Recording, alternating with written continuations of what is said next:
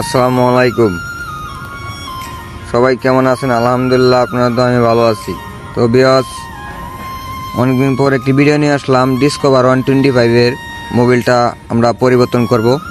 তো মোবিল ফিল্টারটা দেখতেই পাচ্ছেন, একদম ময়লা গাড়ে গেছে। তো এটা আমাদের ওয়াশ করতে হবে। আমরা ডেন নাটটা লাগানোর সময় আপনার এইটা ওয়াশ করে নেব। আর বিশেষ করে যাদের এরকম বাইক আছে, সুপার 40 মোবিল ব্যবহার করবেন, তবে আপনার ইঞ্জিন ভালো থাকবে। আর মোবিল কেনার সময় দেখবেন যে মোবিল 1 নম্বর ওটা আপনার ভালো সেন্ট মানে গ্রান আসবে, আর যেটা 2 নম্বর ওটা আপনার গইলা থাকবে এবং দুর্গন্ধ আসবে। তো আপনার বাইক যদি ডিসকভার বাইক থাকে 1000 কিলোমিটার চালাবেন, তাহলে আপনার ইঞ্জিনটা অনেক দিন লাস্টিং করবে।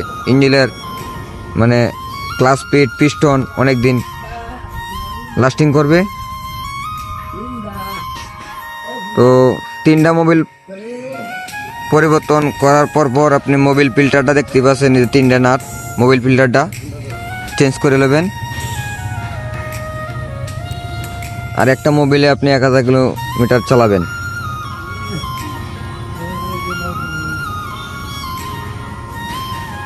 দেখতেই পাচ্ছেন মোবিলটা একদম ফ্রেশ।